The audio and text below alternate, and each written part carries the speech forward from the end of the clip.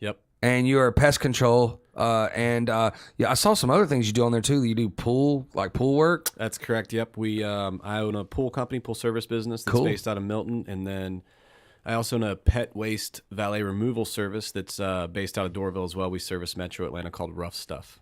Cool. Yeah. Are those franchises, or did you just start them yourself? Or? Nope, they're all startups. Okay. Yep. What do you? How do you the pet removal? I've never even heard of that. Yeah, I've never heard that that's a thing. How did you get into that? So I mean, that business is not going away. Yeah, it's an interesting one. You know, it's been kind of a learning curve. We had the mosquito business, and we were kind of looking for a strap-on service. And me and my partner Matt Brill, who's the other partner in the mosquito business, both used the service. And we reached out to the company and said, "Hey, can we buy your company? We like it. We think it would go well with what we're already doing. We're already in backyards, so we can sit." It's more of a marry with the pool service company than it is the mosquito, right? Well, I mean, both mosquito. We're in the backyards too, so we see a lot of yards. So she didn't want to sell, person that owned that company, so we ended up just launching one of our own, and it's been good. It's grown well. It's an interesting one on the margins. Just the last couple of years with labor getting higher and gas prices going up. You got to be careful, and so it's we're trying to kind of determine whether or not what's the next move for that one, because it's not as much of a money maker as we'd like it to be. So I love the aspects of just talking about business in general, because it's funny you say that, because what was a viable business 2 years ago is not a viable business now, with employees and labor and, like you said, gas prices and all that. You're like, well, it's just not even worth it now, because you can't, something like that, you can't price it so high that it won't get bought. Right. I mean, that's what you're dealing with. If you could put it at a $200 a month cost, then you could probably do sense, it. Yeah. Yeah, it gets to the point to where is the consumer still going to pay that much for a service like that? That's a very niche service, Yep. Mosquito, we haven't had as much pushback, and we have a little bit bigger of a margin there, so we're good. But the pet waste company has been a little interesting this last year. Right. You do so when you're pest, like the mosquitoes, that's what y'all really focus on, correct? Yep.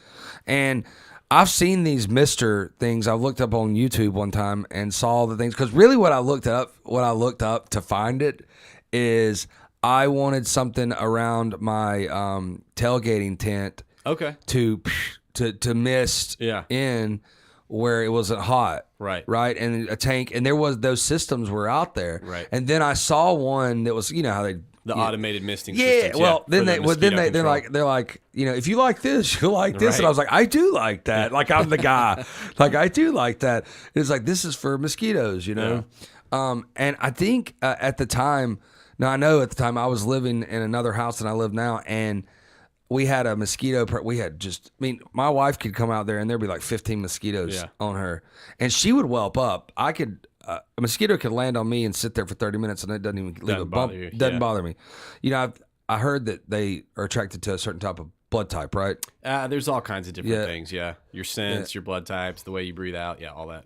So a mosquito guy came out there, and he was honest, which I love, but because now I use him for all the pest control stuff, because he was honest with this. But he was like, "You're never going to get rid of your mosquitoes," and I was like, "Well, why?" And he goes, "Well, your neighbor has about 30 tires over there under the porch, and they all have water in it, and that's like a mega city for mosquitoes. Yeah. So if you know him well and you can get him to haul them off, you probably be okay, and we can help you. But I could do all kinds of stuff here, and they're still going to come over here." Did you end up getting them to haul off the tires? No, I just moved. I built another house. That's easier, right? Yeah, it's cheaper. It's cheaper. No, I didn't even go over there and ask him.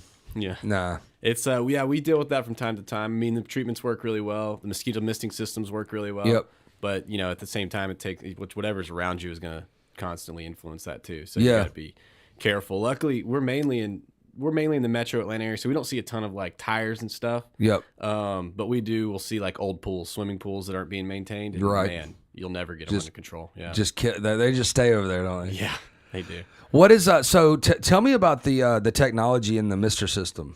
So the automated misting system, it's a 55-gallon drum barrel that has a pump motor and display mounted on top. Yep. Do you have a website? Pull this up. I want to look at it. It's www.mrmister.biz. Yeah. So it's And it's MRMR. a 50-gallon. 55 gallons. So like those, the big totes that you'll see sometimes you do them for like rain barrels. Right. Same size. Yep. So there's a solution mixed inside. It's primarily water based.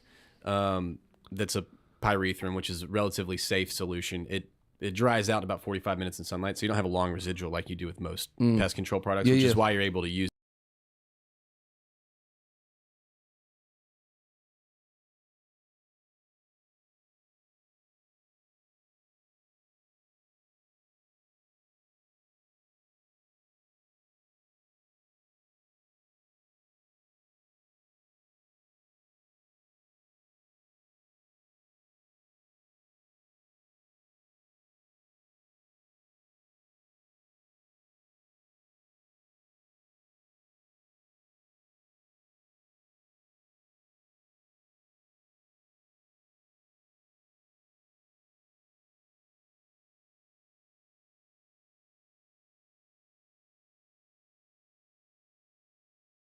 I was really interested in this at the old house. It's weird because I live behind a bunch of woods, and we don't have a lot of mosquitoes now. Just it's depends. wild. Yeah. My house is similar. We back up to a creek, have a ton of woods, it's shaded, not a bad mosquito problem. Lived in Marietta where we didn't have woods behind us. We're in a neighborhood where you didn't think it would be bad. Terrible mosquito problem. Oh my God. So, and they're, like I said, for some people they're unbearable. Like my wife wouldn't even come out of the house. yeah. Because she'd be whelped all over. Mine's the same way. We have 2 young kids, so I put it in a system every chance I get at every house we've lived in because they're fun too. What's it look like labor wise? Not cost or anything, but how long does it take to put one of those systems up? On average, about 4 or 5 hours. Okay. Less than a day, and you're up and running. So that's more than I would thought it was. Yeah. So you dig holes and it's a permanent solution. Okay. Yeah. If you look at those nozzles, they're copper and everything on there's metal. So it goes under the ground and then comes up. It kind of looks like similar to like what your landscape lighting copper looks like. A lot of people don't even notice it. Occasionally someone will say, "What are these nozzles?" And you'll tell them they think it's irrigation most of the time. Right. It's but mosquito it's system. treatment. Yeah. What is I see the Google reviews and Yelp and all that. Do you get a lot of business from that? Is that where you're getting a lot of your business now? Is Google ads and things like that? So we started in 2013, and we really I like that. drive home the customer service aspect of this business, and we try to be extremely responsive and very communicative, and then over deliver at the same time. So I think we just hit 1,000 5-star Google reviews last year. Sweet. And that is a big part of our, it drives SEO, it drives leads, but we also do a pretty decent.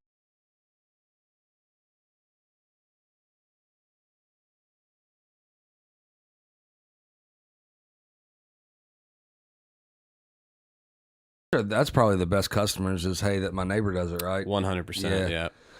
And because that's where our neighborhood just goes round and round with contractors like, hey, this guy was good, and that they're neighbors, they're gonna pay, they're gonna do well, they're probably not gonna be a hassle. Right. So the guy that's calling up, you don't know what you're gonna get. No, you don't, and the referrals are always the number one. I mean, it's an easy sell, and we do 90% of our sales over the phone, so it's like a 15-minute ordeal and you're done. So y'all just go out there. What has been your experience in the last couple of years with obviously the employment things going on and keeping people out there, and how do you combat keeping your customer service good hey, I just trained this guy 2 days ago, I don't even know, how do you combat that? That's a good question. So to touch on the labor part, it's been an increasingly bigger challenge each year since probably 2019, 2018, it's kind of started, and it seemed to get harder each year, but we really focused hard on creating a fast, quick, easy process to churn people in. And we do full background checks. We do, we make sure that their licenses are straight. We make sure they don't have, before we send them out to their house, we want to make sure that we'd want them to come to our house. Of course. We do all the stuff that everyone else does. And we just really focused in on leveraging Indeed. And, we spend quite a bit of money there to get resumes in. Yeah. But we have people every day that are just on the phones calling people and doing phone interviews and trying to work them through the process. And then once they get in, we have a pretty rigorous training that we keep a very specific eye on how that technician is the first couple of days to make sure they're going to make it. And if they don't, we either coach them up or we coach them out. So we don't keep them too long. If they're not good, we're not holding on to you. So it's, even though labor is hard to get, if you keep that wheel spinning, you'll be. It's not as hard as it sounds sometimes. So it's just frustrating as an entrepreneur, and especially a small business entrepreneur, that you're battling against that. And I know that because I am that. I think we have so we're in an advantage in the sweet spot, right? So my pool company is a little smaller. We only have 5 employees. So when I'm hiring, it's really important that hire is the guy, right? Yeah. I can't churn through 3 guys in a month. It just doesn't work like that when you're small. But we have, just shy of 100 people over at Mr. Mister. So I have about 65 techs that are part-time, seasonal. And it just gives me the ability I can hire a large mass, and if 50% of them fall off, as long as I'm still plugging that pipeline, I can keep doing it. So I'm at that sweet spot there. But for the smaller business, it is hard. If you get a guy that comes in and doesn't work out, well, you have to kind of explain to your customer, well, here's the new guy. Sorry about last month. That's right. That's right. He didn't mean to step on your tomato plant, but he won't do it again. With the mosquito company, we got enough guys that if one of them falters, hey, put a senior tech on him on that account for a couple months and let's get it right. And they probably don't even know those guys. They just go out and do their thing and leave, right? It depends. A lot of our customers will get to know our veteran techs that have been around. We try to keep them in the same areas at the same houses. But, unfortunately, part of being a seasonal business is we have a lot of new faces. And so, no, they don't always see them. And a lot of people don't come outside. So, they know that what we're there to do. And as long as we're doing it right, we don't hear from them. I wouldn't. Yeah. I'd be like, if there's no mosquitoes, why am I calling? Well, I get a bill, and I'm like, they must be still doing it. Right? I'm not getting stuck by mosquitoes, and I don't see them. So that's what we're gonna do. What do you? How can our people help you out? Like, what are you looking for? What's next? Like, what's next for the Mr. Mister world and the pool and? Yeah, so interestingly, we sold Mr. Mister last spring to Terminix. Okay, they're one of the big 3 pest control companies in the world. And so we're me and my partner now are part of Terminix. We're building out their mosquito control program and trying to implement it nationwide, similar to the way we do it here in Atlanta. So, my next kind of venture, my parachute, as you would say, was the pool business. I purchased it last year after we sold Mister. And so that's kind of what I'm working towards is just is kind of getting that next thing going that's in the home service space. In the purchase, how long did you have to stay on with Terminix? A year? We were fortunate. We were courted by more than one other bigger company. So that's good. We were able to kind of negotiate that, and we did not have an earn out. We didn't have a stay on time. It was hey, wonderful. Here's the deal. Here's your money. We'd like for you to do this. Yeah. And we ended up staying on a year. We wanted to see through a year just for really the employees. We wanted to make sure that everybody was taken care of. We wanted to make sure that it didn't change a bunch of things. And we ended up with a bunch of people who didn't want to be there anymore. And we're big on culture, so we didn't want to ruin that either. So we chose to stay, and we're now going on year 2. And I really enjoy working for Terminix. They're a young group. They're smart. They're trying to do things differently. Yep. Not like what you would think in kind of a good old boy industry. Sure. And so I've got to learn a lot and meet a lot of smart people. So I'm still on for the immediate future. I don't know how long. Yeah. I guess however long they'll have me. So. That's right.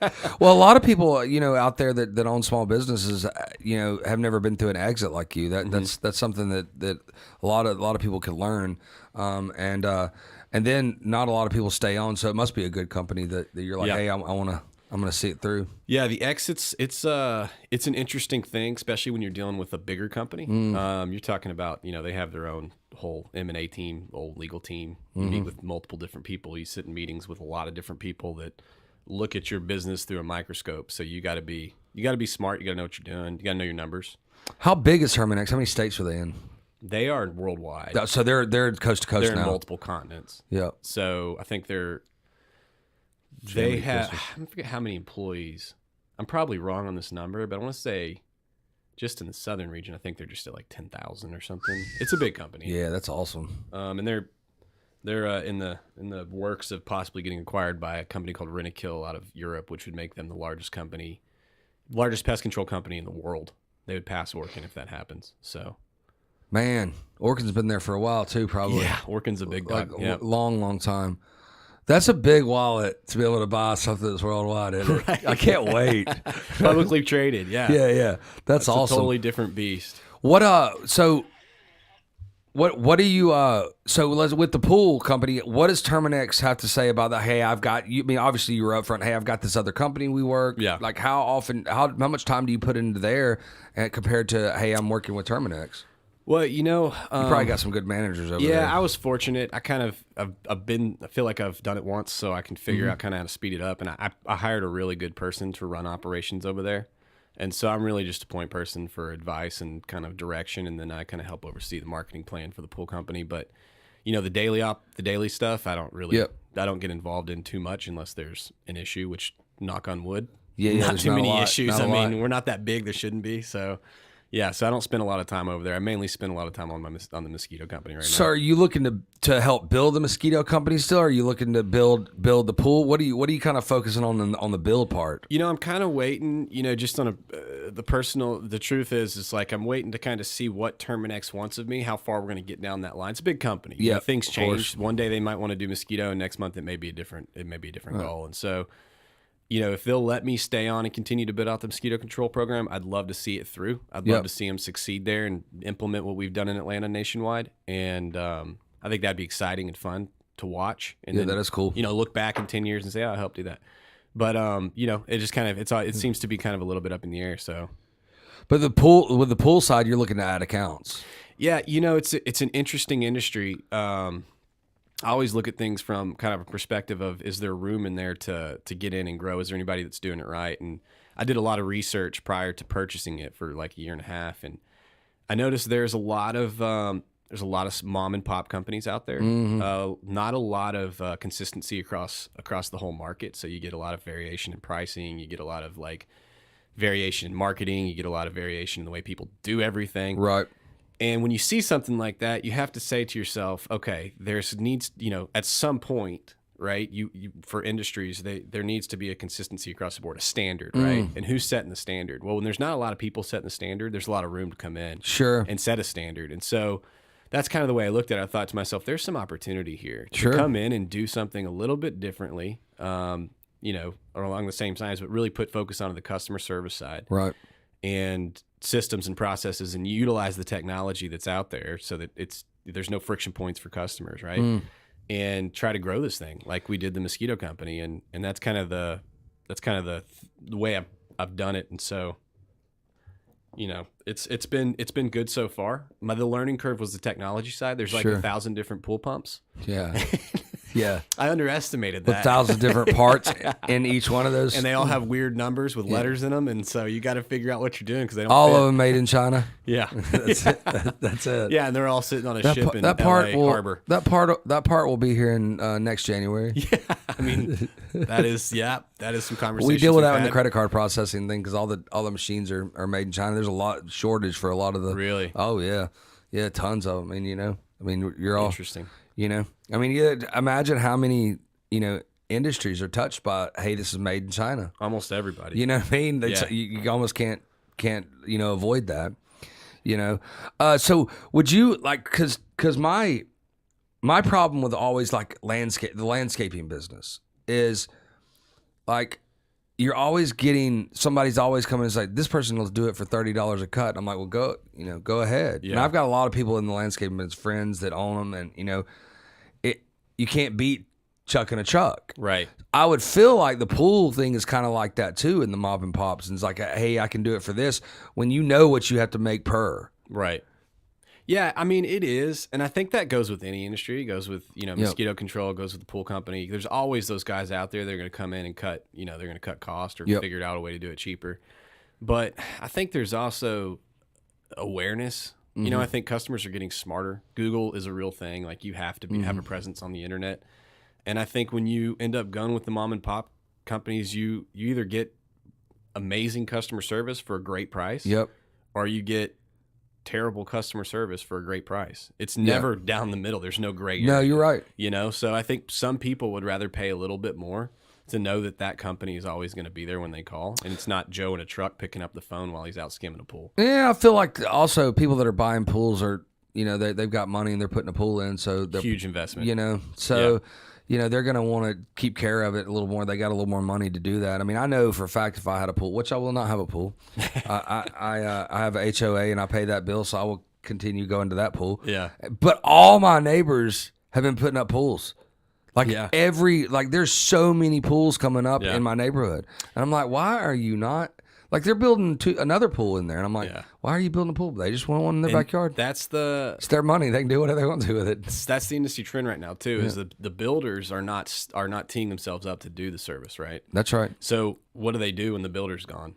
They have to call somebody. So the service companies that aren't building are the ones that are there. Sure. And there's not a lot of service companies that are not building. And so I kind of took the service approach. I'd rather the recurring revenue, you know? So yeah, so I've seen that with the pool builders they want to have that come behind and go, hey, that ongoing residual income in the service, but they're not really good at it. Right.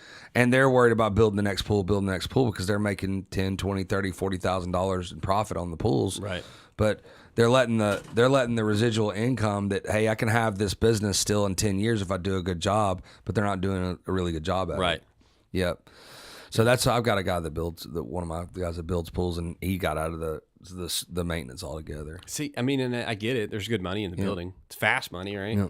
6 weeks you can make $100,000, but like that's good money. You know, yeah, until the economy goes under. So, anyways, well, man, thanks for coming. How do I get a hold of you? Website? Are you looking for the new accounts? Would pool builders be good for you as a referral source? Yeah, absolutely. I mean, I know they're out there, and I know there's people who are building who are referring them out to other service companies, and it seems like service companies are in high demand right now, and so it's just letting them know that we're out there. It's a big deal. Cool. What's email addresses, website, things like that we can put out there? Yeah, it's goodboypools.com.